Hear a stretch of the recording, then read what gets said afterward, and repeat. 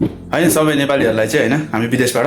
अब चाहिँ के अरे बालेन सरकारको बारेमा चाहिँ के छ त नीतिहरू कस्तो लाग्यो मान्छेहरूलाई हाम्रो चाहिँ कलेजमा रिसर्च गरेर आएकै दाइहरूलाई सोधौँ सर तपाईँको अब एउटा आफ्नो पर्सपेक्टिभ दिनु त बालेन सरकार ठिक छ एउटा चाहिँ ठुलो आन्दोलनपछि जनताको म्यान्डेट पाएर आएको सरकार हो होइन र त्यसका बावजुद उसको कामहरू हेर्दा त्यस्तो धेरै नै आशा गर्नुपर्ने त केही देखिँदैन होइन तर एकदमै निराश हुने ठाउँ पनि छ बनिसकेका पनि छैन धेरै दिन पनि भएको छैन अहिलेसम्म होइन अहिले इभ्यालुएट गर्ने सायद बेला पनि भइसकेन नभइसकेका पनि होला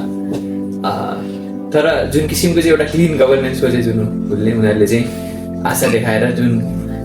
एउटा चाहिँ एजेन्डा बोकेर आएको सरकारले चाहिँ सुरुमा नै जुन त्यहाँको मन्त्रीहरू जुन किसिमको चाहिँ अब उनीहरूको विभिन्न आचरणको बारेमा उनीहरूको ब्याकग्राउन्डको बारेमा फाइनेन्सियल उनीहरूको रङडुइङको बारेमा चाहिँ जुन चर्चाहरू आए त्यसले चाहिँ सुरुमै दाँतमा ढुङ्गा लागे जस्तो भएको जस्तो लाग्छ मलाई त्यही त केही मन्त्रीहरूको छनौट गर्नमा पनि केही त्रुटि भयो कि जस्तो पनि मलाई लाग्छ र केही प्रभावशाली मन्त्रीहरू सुदन गुरुङदेखि लिएर गएर उनीहरूमा केही पनि फाइनेन्सियल रङडुइङहरू भएको हो कि भन्ने देखिन्छ र त्यसको पछिल्लो समयमा केही बजेटकोमा पनि केही प्रश्नहरू उठेका छन् अब त्यसलाई पनि हामीले चाहिँ सामान्यकरण पर्छ जस्तो मलाई लाग्दैन किनभने यिनीहरू ठुलो यिनै कामहरू पछिल्लो सरकारमा पुराना सरकारहरूमा भएका भए त्यसले त्यो पनि इस्यु बन्थ्यो र बनाउनु पनि पर्थ्यो र हुन त हामीले अहिले जज गर्ने बेला त भइसकेका छैन तर हरेक दिन चाहिँ यो सरकारमाथि खबरदारी गर्नुपर्ने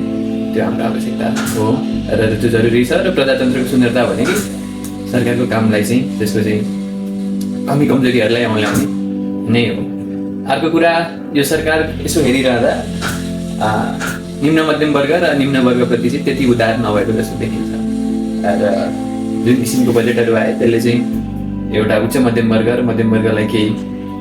राहत दिने प्रयास त गरिरहेको छ तर गरिब धनीमुखा जनताको लागि त्यो किसिमको उसमा चाहिँ त्यो योजना खासै देखिँदैन हुन त सरकारले चाहिँ ठुलो अर्थतन्त्र बनाएर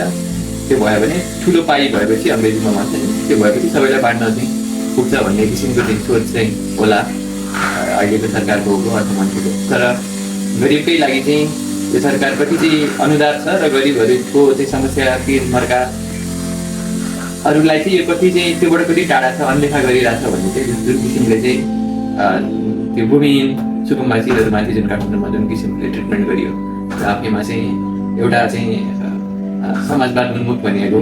होइन एउटा चाहिँ त्यो देशको लागि चाहिँ सुहाउने कुरा हो कि होइन त्यो आफूले पनि किन भन्दाखेरि घाँसबास कपासको त्यो किसिमको ग्यारेन्टी गर्ने एउटा चाहिँ राज्यको चाहिँ मुख्य दायित्व त आफ्नो चाहिँ सबैभन्दा कमजोर आर्थिक रूपले कमजोर र विपन्न वर्गको जनताहरूको दिने हो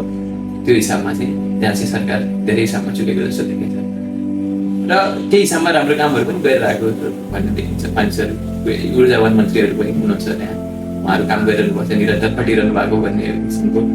नेगेटिभ उहाँले दिन पनि खोज्नु भएको छ र त्यो कति हदसम्म सही पनि हो भन्ने पनि सुन्छु मानिसहरूमा आशाको एउटा सञ्चार भएको छ तर काममा चाहिँ ठोस काममा चाहिँ त्यो अहिलेसम्म देखिया पनि छैन र त्यसको सायद समय पनि नभइसकेर पनि होला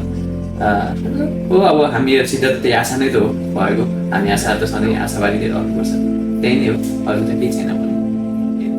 पुरानो र अहिले नयाँमा चाहिँ के फरक देख्नुभयो र के सिमिल्यारिटीहरू देख्नुभयो सिमिल्यारिटी त पावरको नेचर एउटै हुन्छ होइन पावर टेन्स टु करप्ट त्यो सबै हामीले देख्यौँ भने खासै त्यो भिन्नता त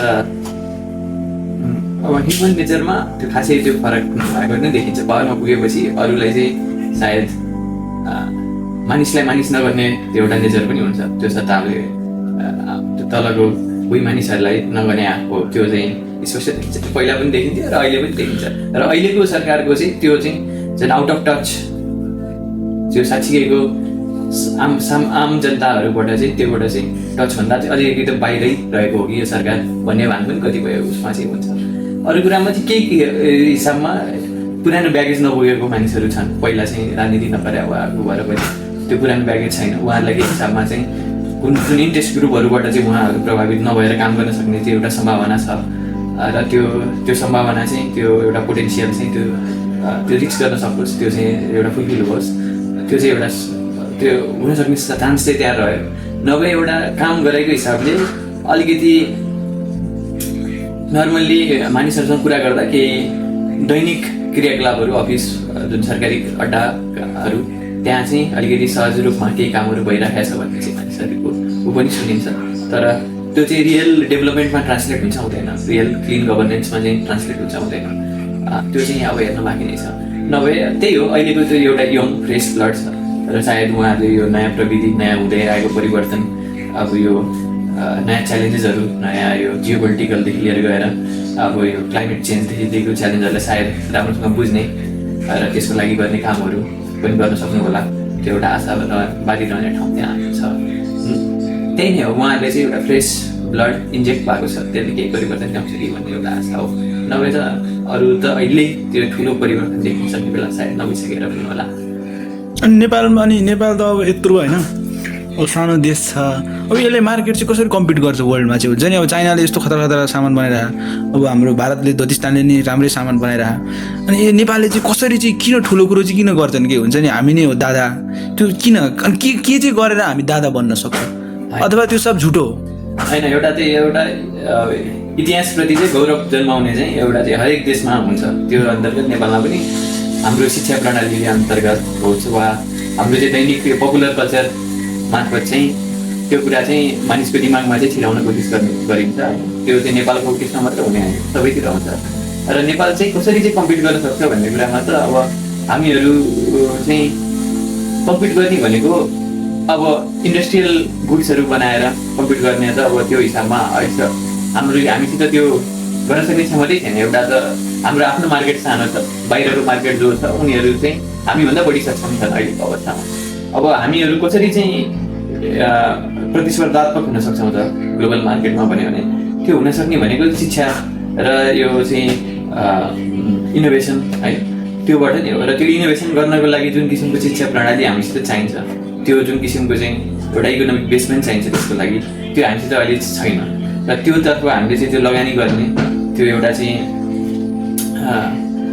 इनोभेटिभ गरेको लागि चाहिँ जुन किसिमको शिक्षा प्रणाली चाहिँ हामीले विकास गर्दै जाने एउटा चाहिँ ग्रेजुअल प्रोसेसबाटै हुने कुरा हो। र त्यसतर्फ हामीले चाहिँ लगानी गर्नुपर्ने आवश्यकता देखिन्छ। र त्यस्ता जनशक्तिहरू चाहिँ कसरी चाहिँ नेपालमा राख्ने त? त्यो बनाएर मात्र पनि भएन। आज हामीले चाहिँ हजारौँहरू डाक्टर, इन्जिनियरदेखि लिएर गएर हरेक प्रोफेसनलहरू उत्पादन गरिराखेकै छौँ। र त्यो किसिमको जनशक्तिलाई त्यहीँ नै चाहिँ काम गर्न सक्ने त्यो एउटा चाहिँ वातावरण सिर्जना पनि गर्नु पर्यो। र त्यो चाहिँ एकैचोटि हुने कुरा त होइन। र हामीहरू चाहिँ अब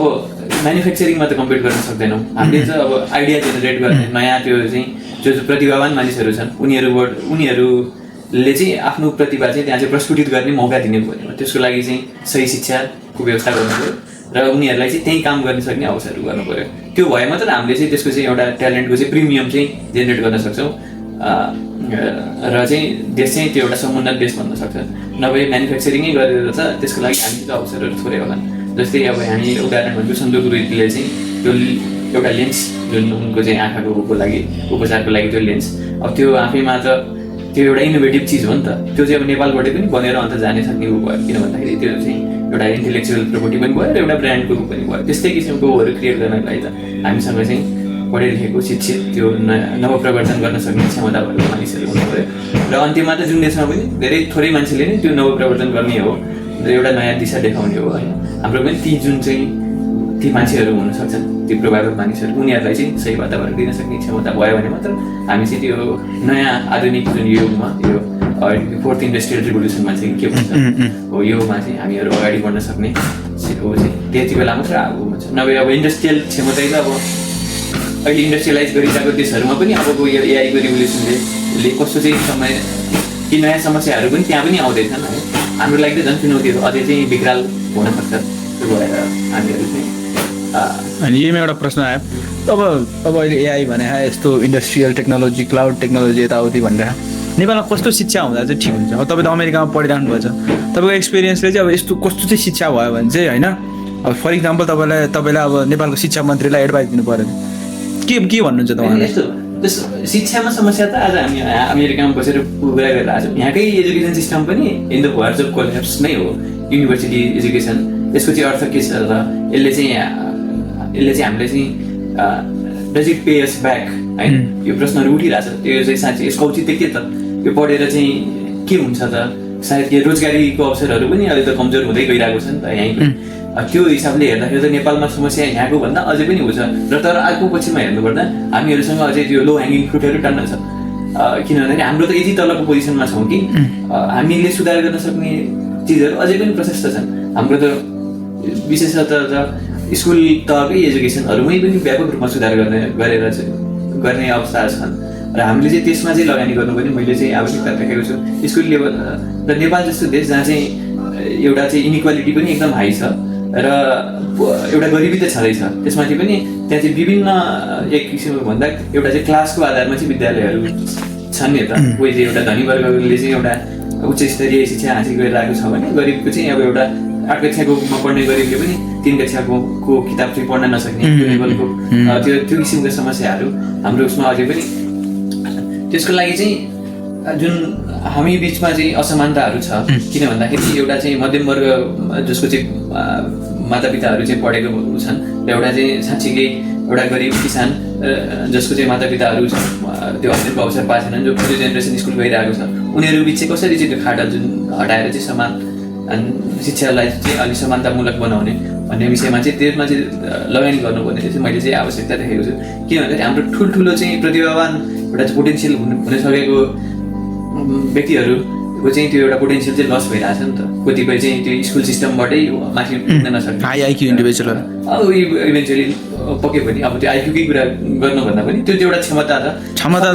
नेचुरल क्षमता व्यक्तिहरू विभिन्न किसिमको क्षमतावान व्यक्तिहरू स्कुलकोबाट अगाडि बढ्न नसक्ने विभिन्न कारणले एउटा गरिबीले कोही पनि गरिब चाहिँ शिक्षाको अवसरबाट चाहिँ वञ्चित नहोस् र एउटा चाहिँ राम्रो क्वालिटीको एजुकेसन पाओस् भन्नेको लागि हाम्रो त त्यो बेसिक लेभलमै हामीले काम धेरै गर्नुपर्ने छ जो मान्छे अब त्यो धनी भइसके जो एउटा चाहिँ धनी एउटा चाहिँ सम्पन्नको छन् उच्च मध्यम वर्गको छन् उनीहरूको लागि त एउटा इन्डिभिजुअल इनिसिएटिभ फ्यामिलीको इनिसिएटिभले पनि उनीहरू बाहिर गएर पढ्न सक्ने अवस्था पनि रहला के रहला तर चाहिँ एउटा चाहिँ निम्न मध्यम वर्ग र निम्न वर्गको लागि चाहिँ के लागि पनि एउटा चाहिँ एक लेभलको चाहिँ एजुकेसन जसले चाहिँ उनीहरूको चाहिँ इन्डिभिजुअल ग्रोथ त्यसपछि एउटा फ्यामिली एउटा इन्डिभिजुअलले पनि एउटा फ्यामिलीमा चाहिँ त्यो एउटा सकारात्मक प्रभाव पार्न सक्छ र समुदायमा पनि एउटा सकारात्मक प्रभाव पार्न सक्छ र उनीहरूको चाहिँ जुन एउटा प्रतिभा छ त्यो चाहिँ प्रस्फुटित होस् पुष्पित होस् पल्लवित होस् त्यो किसिमको वातावरण बनाउनको लागि चाहिँ मैले चाहिँ यो हाम्रो चाहिँ बेसिक एजुकेसन तल्लो लेभलको स्कुल लेभलको एजुकेसनमा चाहिँ अझ त्यो भएर स्कुल लेभलमा पनि अझ तल किन भन्दाखेरि सुरुको लर्निङले नै त्यसको लागि चाहिँ एउटा चाहिँ बेसको रूपमा काम गर्ने हो होइन त्यो सुरुकै लर्निङ चाहिँ भएन भने तपाईँ चाहिँ त्यो 10 कक्षा राम्रो बनाएर 11-12 बनाएर र युनिभर्सिटी एजुकेसन बनाएर त्यसले फरक पर्छ त्यसले चाहिँ राज्यलाई चाहिँ त्यस्तो किसिमको र त्यहाँको जनताहरूलाई त्यो किसिमको चाहिँ सहज र एउटा चाहिँ वातावरण सिर्जना गर्छ जस्तो चाहिँ मलाई लाग्दैन र केही कुराहरू अहिले भएको छ जस्तो चाहिँ परीक्षा हटाउने भन्ने एउटा नयाँ पोलिसी पनि ल्यायो सरकारले त्यो चाहिँ म चाहिँ आफैले त्यति राम्रो पोलिसी जस्तो मान्दिनँ किन भन्दाखेरि जस्तो 5 कक्षा 4-5 कक्षासम्म परीक्षा नगर्ने भन्ने चाहिँ एउटा पोलिसी त्यो चाहिँ किन भन्दाखेरि हामीहरू आफैमा पहिल्यै कमजोर छौँ र हामी चाहिँ अब टेस्टबाटै अझै भाग्यौँ भने त कसरी चाहिँ हाम्रो आफ्नो थाहा हुनु पऱ्यो नि त 4-5 कक्षासम्म भनेको त एउटा चाहिँ त्यो बेलासम्म एउटा एजुकेसन भइसक्छ एउटा मेरोमा आफ्नै अनुभवबाट भन्दा पनि एउटा बेसिक 5 कक्षामा पुग्दासम्म सामान्य सम्सहरू गर्ने होइन र पढ्ने लेख्ने रिडिङ राइटिङको एउटा लेभल त त्यति बेलासम्म पुगिसक्यो र त्यति बेलासम्म टेस्टिङ नगर्दा त त्यो एउटा किसिमको त्यहाँको स्कुलको प्रशासनलाई पनि आनन्द भयो कोही कसैको अब एउटा अब शिक्षकहरूलाई पनि एक किसिमको र विद्यार्थीहरूलाई पनि र अभिभावकलाई पनि केही परीक्षा हुँदैन त्यो सबैलाई चाहिँ एउटा चाहिँ कम्प्लेसेन्ट बनाउने चाहिँ हो जस्तो मलाई लाग्छ र यस्ता पोलिसीहरू चाहिँ यो चाहिँ कुनै स्विडेन जस्ता चाहिँ सम्पन्न फिनल्यान्ड जस्ता सम्पन्न देशहरूबाट चाहिँ लिएर आएर चाहिँ टपलक्क राखेर चाहिँ स्विडेन त होइन नि त हाम्रो देश जे नि गरिदिने होइन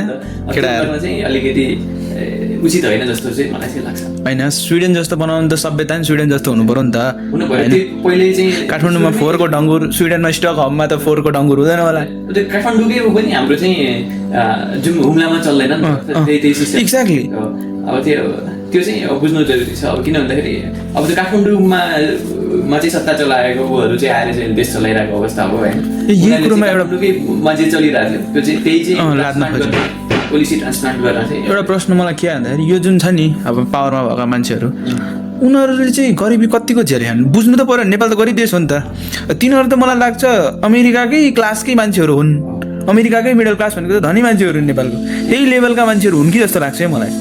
जस्तो नेपालमा टेस्ला चढ्ने भनेको चान्चुने मान्छे होइन है। त्यही त एउटा चाहिँ अब अभिजात वर्गको मान्छेहरूको चाहिँ अब जस्तो चाहिँ यो आन्दोलन चाहिँ नेपोटिजमको विरुद्ध गरियो होइन? तर जो चाहिँ सत्तामा आए उनीहरू Exactly. आफै नै पनि सम्पन्नै हो नि, सहयोग के कति तोला सुन भएको कर्मचारीको चाहिँ छोरीहरू वा चाहिँ व्यवसायीहरू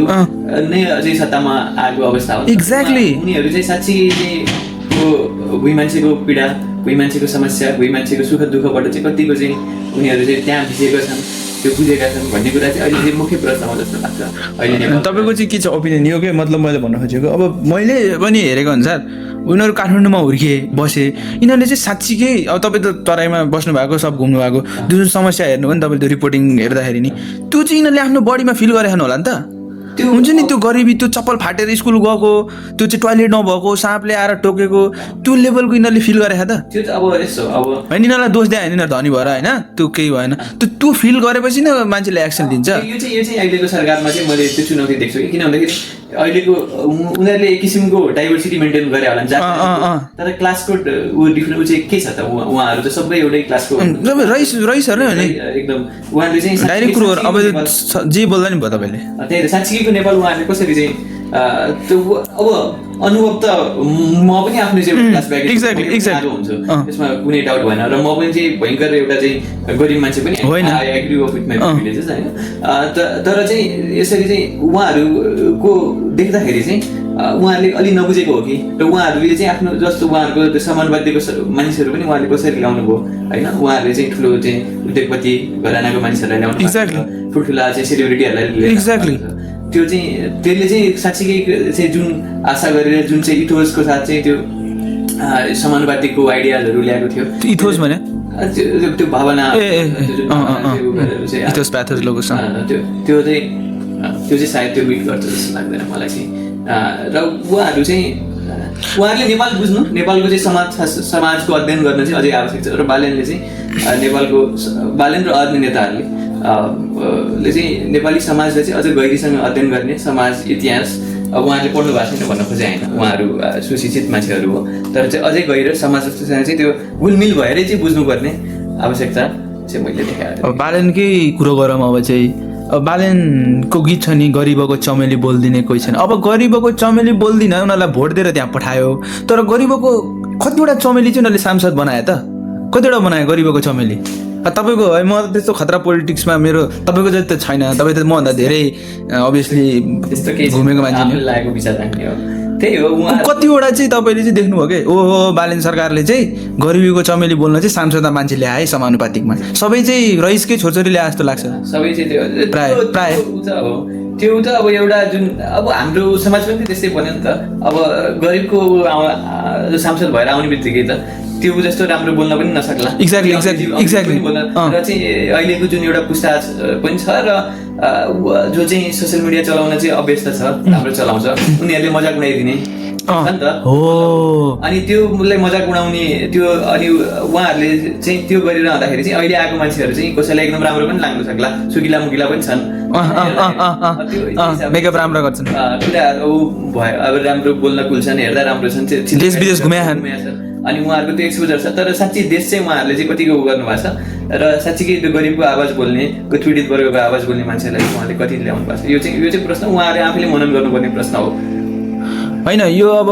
एउटा कुराले त के भन्दाखेरि अब ठिक छ बालेनले जित्ने नजित्ने अब जिते पावरफुल भयो जे भयो ठिक छ तपाईँलाई उनीहरूको पर्सनल एक्सन जस्तै हुन्छ नि यहाँ ट्रम्पले त जहिले आएर चाहिँ बोले त्यो के भन्छ प्रेस कन्फरेन्स कि त्यो नगरेको चाहिँ तपाईँलाई के लाग्छ हुन्छ नि आएर त प्रश्न लिनु पऱ्यो ड्याङ ड्याङ ड्याङ ड्याङ ड्याङ त लिनु पऱ्यो नि त त्यो के हो कि त हाम्रो नेपालमा चाहिँ नलिने चलन हो कि त्यस्तो पनि होइन होला पहिलाको प्रधानमन्त्रीहरू त बोलिरहेको जस्तै एक्ज्याक्टली अब त्यो केपी ओलीलाई आज हामीले चाहिँ एउटा डिक्टेटरकै रूपमा चाहिँ मान्छे गरे तर उनी आएर त्यो जनतासँग प्रधानमन्त्री भन्ने कार्यक्रम बोलिँदै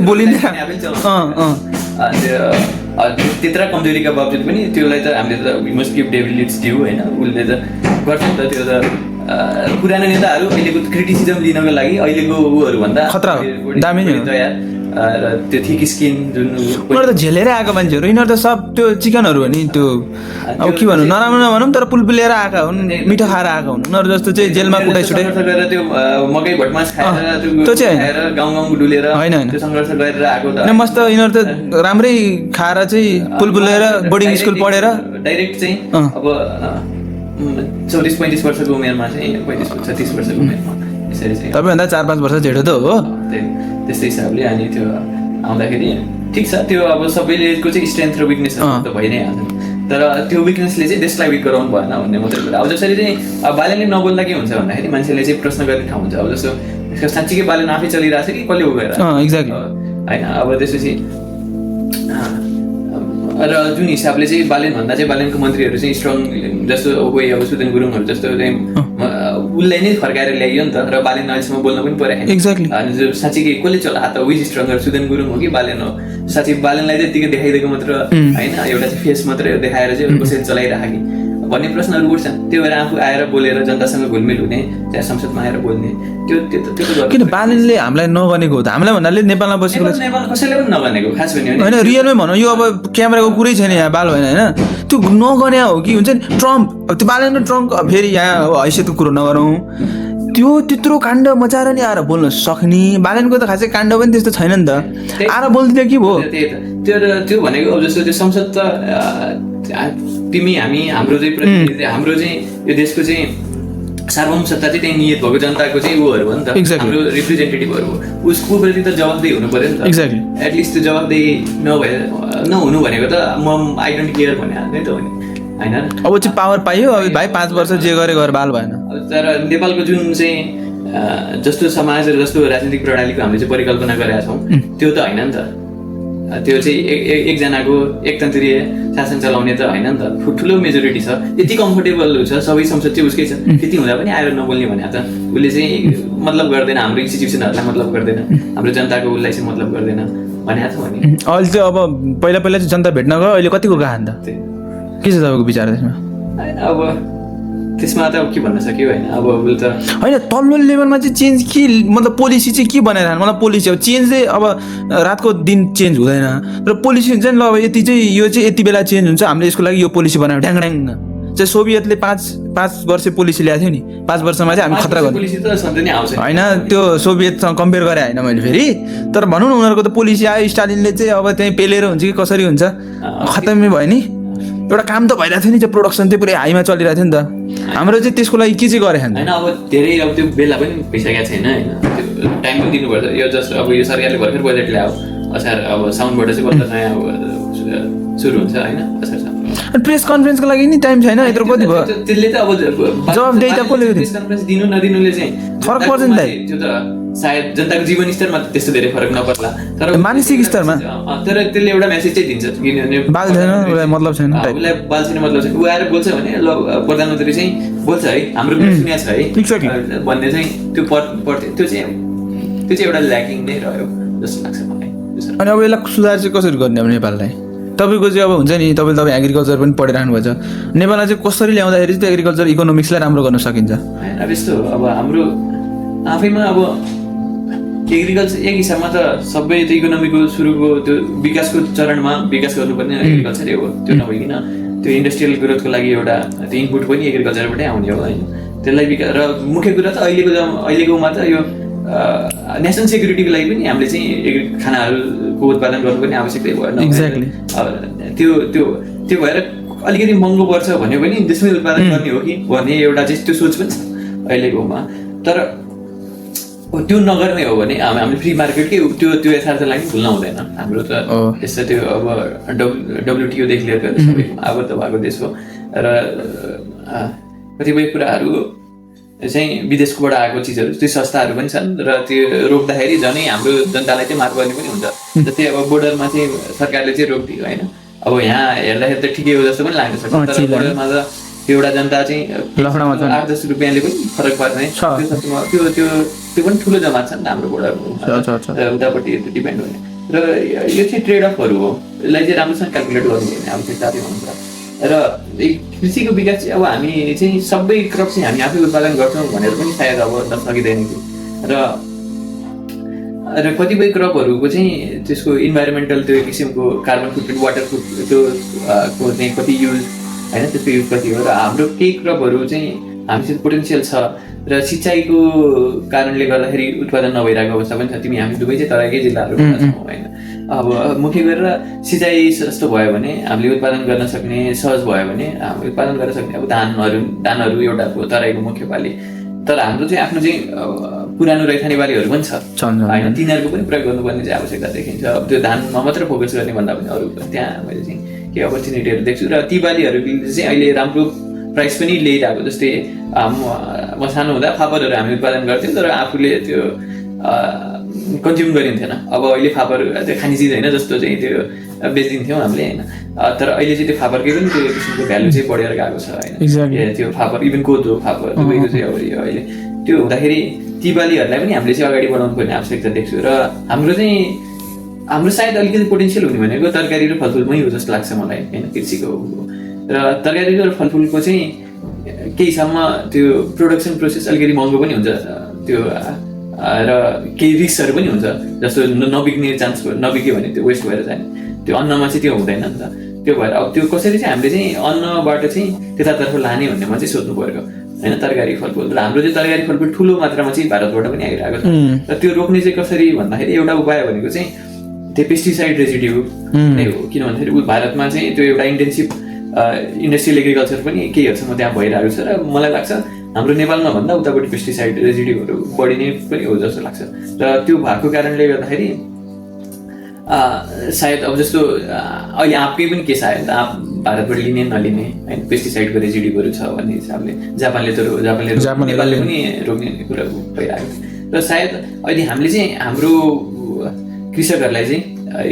केही सहजता प्रदान गर्ने हो भने होइन, त्यसलाई चाहिँ प्रतिस्थापन भारतबाट आइरहेकोलाई चाहिँ केही हदसम्म प्रतिस्थापन गर्न सकिन्छ। त्यहाँ चाहिँ केही अपर्च्युनिटीहरू मैले देख्छु। अरू त हाम्रो त्यही हो, एउटा रैथाने बाली र तरकारी फलफुलमा चाहिँ हामीले केही चाहिँ अब हाम्रो स्याउहरू राम्रै छ होइन, हाम्रो आँपहरू पनि राम्रै छ, लिचीहरू पनि छ। विशेष गरी स्याउहरू हिमाली क्षेत्रको स्याउहरू राम्रो छ। र त्यो मेरो चाहिँ दिमागमा के चलिरहेको छ, नेपाललाई चाहिँ यसरी चाहिँ हामीले एजुकेट गरौँ होइन। 100 वर्षपछिको याहुदी चाहिँ नेपाल होस् कि नेपालीहरू, त्यो एजुकेसन हो नि त। एजुकेसन इन्टेलेक्ट हो नि त सब कुरा। कसरी चाहिँ दिमाग घुमाऊ, इजरायलको कुरा हेर्नु न त्यहाँ, त्यो र त्यो एजुकेटेड इन्टेलेक्ट हो नि त। त्यसमै रहने वातावरण केही सिर्जना गर्न सकियो। नेसनलिजम प्लस एजुकेसन, त्यो हाम्रो चाहिँ नेसनलिजम चाहिँ भयो फेक। त्यसको बारेमा पनि प्रश्न छ। यो जुन छ नि यो चाहिँ क्लियर गरिदिउँ है। अब अहिलेको नि भाइ बहिनीहरूले हेऱ्यो भने झुकेर यो भिडियो के अरे यो जुन हामी चाहिँ खतरा हो हामीलाई चाहिँ कसैले कब्जा गरेन त्यो पनि अलिकति एक्सप्लेन गरिदिनु। प्लस अनि हाम्रो पानी धेरै छ, त्यो दुइटा एक्सप्लेन गर्नु। त कब्जा गर्ने मलाई कब्जा गरेन भन्ने त अब हामीले त्यो युद्धमा आफ्नो एउटा सिग्निफिकेन्ट चङ्क अफ ल्यान्ड गुमाएकै हो होइन, त्यो जितेर चाहिँ कसैले पनि गुमाउँदैन। झुट कुरा पहिला केटाहरूले र ठुलो तराईको भूभाग गुमेको हो। र पछि अलिकति फिर्ता पनि आयो जङ्गबहादुरले चाहिँ जो 1859 को त्यो बेलायतीहरूको गुलामी त्यो गरेर चाहिँ बाबा चाहिँ आएको जमिन हो बाँकी गरिदिया कैलाली कञ्चनपुर होइन। अरू तराईको ठुलो भूमि त हामी घुमेरै गयो र सबैभन्दा अब इकोनोमिक भ्यालु भएको जमिन त तराई नै त हो होइन। अब त्यो पहाडको त्यो र इस्ट र वेस्ट दुवै साइडमा चाहिँ राम्रो पोटेन्सियल भएको जमिनहरू पनि घुम्यो। जस्तो अहिले सिमला जुन ठाउँमा छ त्यो ठाउँ पनि पहिला नेपालकै भूमि चाहिँ 1816 मा घुमेको भूमि हो त्यो पनि होइन। अब त्यतापट्टि उता दार्जिलिङ यतामा त ठुल्ठुला सहरहरू नै छन् भनेपछि इकोनोमिकल्ली पोटेन्सियल भएको ठाउँहरू हाम्रो घुमेकै हो। हामीले चाहिँ ल काठमाडौँ जोगायौँ भन्ने होला होइन। यस्तो हुन्छ दाइ, जुन चाहिएको थियो नि ब्रिटिसलाई त्यो इकोनोमिकल त्यो त लिइहाले र उनीहरूलाई चाहिएको त्यति बेला भनेको एउटा व्यापारको चाहिँ एउटा ठुलो ठाउँ भनेको उनीहरूले गर्न सक्ने एउटा समृद्ध ठाउँ भनेको एउटा भोट तिब्बत हो होइन। तिब्बतको लासा हो। लासा जानलाई सबैभन्दा नजिक परेर जानु मिल्ने भनेको हाम्रो कालिम्पोङ हुँदै माथि नाथुला पास नाथुला पास प्रयोग गरेर नाथुला पासको एक्सेस भएपछि उहाँहरूले पुगिहाल्यो। र नाथुला पास युज पहिला भोटको व्यापार काठमाडौँ हुँदै एउटा मुख्य केन्द्र थियो होइन। पछि चन्द्र शमशेरको पालामा पुग्यो त्यो नाथुला पासलाई पनि प्रयोग गर्ने भनेर भोटरहरूले चाहिँ ब्रिटिसहरूले चाहिँ त्यो एउटा चन्द्र शमशेरबाट त्यो किसिमको कन्सेसनहरू पनि लिए र उनीहरूलाई त्यो इनफ थियो किनभने नेपाल आफैमा चाहिँ त्यत्रो ठुलो इकोनोमिक भएको कुनै रिसोर्स तेल सेल ग्यास भएको देशहरू होइन। र हाम्रो जुन नदीहरू जुन थियो अब महाकाली नदीमा त्यो त्यति बेला शारदा ब्यारेजहरू जहाँ जहाँ बनाउन मिल्ने जे थियो त उनीहरूले गरेको र काठहरू हो नेपालको एउटा त्यो तराईको ट्रेन बनाउन त्यो उनीहरूले नेपालको रिसोर्समा बेलायतीहरूको कब्जा हिसाबमा भइसकेकै थियो। बाहिरको त्यो राणाहरूलाई हटिदियो राणाहरूलाई हड्डिदियो राणाहरू मार्फत उनीहरूले चाहिँ त्यो गर्न सक्ने राणाहरू त बिलासमा थियो नि त रियल भनौँ न अब यो त बाल होइन राणाहरू बिलासमा उनीहरूलाई मुक्त गराइदिए एउटा गोरी पठाइदिए उनीहरू 10वटा काठ पठाइदिने खालका मान्छेहरू हुन् अनि त्यसपछि काठ मात्र होइन नेपालीले त मान्छे राणाहरू मान्छे नै मान्छे नै बेच्छ त्यत्रो बलात्कारीहरू नै हुन् नि विश्वयुद्धमा मानिसहरू चाहिँ यतिकै के कसको लागि लड्न नेपाल त युद्ध होइन। केही पनि थिएन त्यसको लागि लड्न चाहिँ लाखौँ मानिसहरू चाहिँ गए दुईटा बुमा त हाम्रो जनसङ्ख्या घटेको देखिन्छ विश्वयुद्धको भनेपछि एउटा सिग्निफिकेन्ट प्रभाव त परेको थियो बेला र त्यो एउटा त्यो चाहिँ त्यही भएर चाहिँ नेपालीले त्यति गर्व गर्नु पनि छैन। गर्व किनभने सबैले लडे आफ्नो देशको बचाउन सबैले रसियनहरू हो त्यसो भए उनीहरूले त कहिले कब्जा भएन जित्या अब त्यो त्यस्तो देश यही दक्षिण एसियामा पनि हामी मात्र होइन अरू देश पनि छ अफगानिस्तान पनि छ थाइल्यान्ड पनि छ तर त्यहाँको मान्छेको स्थिति कस्तो छ बेकार छ नि त अब अफगानिस्तानको के अरे महिलाको स्थिति कस्तो छ बच्चाको स्थिति कस्तो छ त्यही हो त्यो चाहिँ फेक प्राउड चाहिँ किन यो चाहिँ के हो यो त्यो नेसनलिजमको एउटा प्रोजेक्टै त्यसैमा उ गर्छ एउटा अनि त्यो पानी कसरी हुन्छ कि नेपालसम्म बढी कस्तो हावा कुरो बेच्ने के कसरी आयो त्यो थाहा भएन होइन अब यो चाहिँ यो सुन्या मैले चाहिँ सुने है तपाईँले चाहिँ यो चाहिँ अब ब्राजिलियनहरू चाहिँ 1 नम्बर हो भन्छ 2 नम्बर हाम्रो भने चाहिँ ए त्यस्तो रहेछ हामीले त थाहा छैन भन्छ 1 नम्बरलाई नै थाहा त्यस्तो हुन्छ त्यो भएर ऊ चाहिँ भयो अनि त्यसपछि त्यही भएर अब मलाई चाहिँ के लाग्छ भन्दाखेरि वाटर रिसोर्सकोमा चाहिँ हामी त्यस्तो धनी होइन हामीलाई पुग्दो हुनसक्छ तर पनि हाम्रो बस्तीहरू चाहिँ पाहाडको टाकुरामा छ होइन नदीहरू त तल बग्छ नि त अब हाम्रो पानी चाहिँ हामी आफ्नै पानी पनि प्रयोग गर्न सक्ने क्षमतामा छैन होइन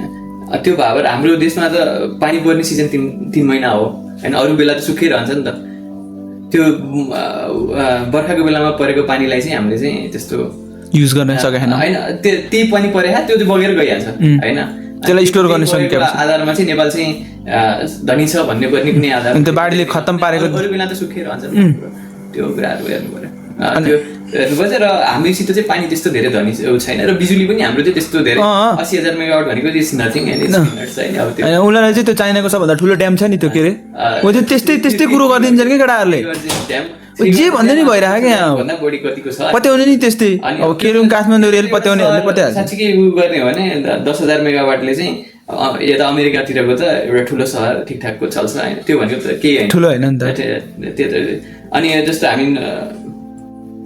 अब हामी नै चाहिँ अब साउथ कोरिया जतिको चाहिँ हाम्रो लिभिङ स्ट्यान्डर्ड भयो भने त्यो बिजुलीले हामीलाई पुग्दैन एक्ज्याक्टली त्यो कन्जम्सन बढेपछि बिजुली एनर्जी चाहियो नि अब जस्तै हाम्रो यतिसम्म सोध्ने भए त हामी जुन अमेरिकामा बसिरहेका छौँ हाम्रो त हिटिङ हुन्छ सबै कुरा हुन्छ नि त यसको लागि एसी सब नेपालमा त हाम्रो त के छैन बिजुली बत्ती मात्र बाल्छ एक्ज्याक्टली त्यही बालेको आधारमा चाहिँ अनि त्यसपछि होइन तर तपाईँ एउटा कुरो म पोइन्ट आउट गर्न चाहन्छु तर यी सांसदहरू त पक्कै एसी भएकै मान्छेहरू हो नि त उनीहरूको कन्जम्सन त पक्कै हाई लेभलको छ त्यही कन्जम्सन चाहिँ सबले गर्यो भने पुग्छ त पुग्ने कुरै छैन नि त त्यही हो अब त्यो चाहिँ अब नेपालीहरूलाई चाहिँ भोगाइराखेर नेपालीहरूलाई चाहिँ इनर्जी चाहिँ र सबैभन्दा महँगो बिजुली पनि सायद दक्षिण एसियामा हामीले नै जस्तो युज गरेर आएको पनि हुनसक्छ होइन त्यस्तो बिजुलीहरू युज गरेर अनि त्यसपछि अनि विदेशमा चाहिँ हामी एक्सपोर्ट गर्छौँ बिजुली हो यो पनि एउटा यस्तो फेक कुरोबाट बच्नलाई चाहिँ अब अहिलेको भाइ बहिनी फुच्चाफुच्चीहरूलाई चाहिँ के भन्नुहुन्छ fake pride fake national pride झुटो कुरो यो अनावश्यक दिमाग भड्काउने अब हामीले त यहाँ आएर बुझ्यौँ अलिक किताब के दिनुहुन्छ त तपाईँहरूले अब त्यसको लागि त इन्फर्मेसन जे आउँछ अहिले त इन्फर्मेसन फेरि एकदम ओभरलोडै एउटा त ओभरफ्लो नै हुन्छ होइन त्यो भएपछि त्यो के सही के गलत छुट्याउनु सबैलाई नै गाह्रै पर्छ त्यो कसै अहिले त्यो भयो भने एउटा सोर्सबाट मात्रै इन्फर्मेसन नलिने होइन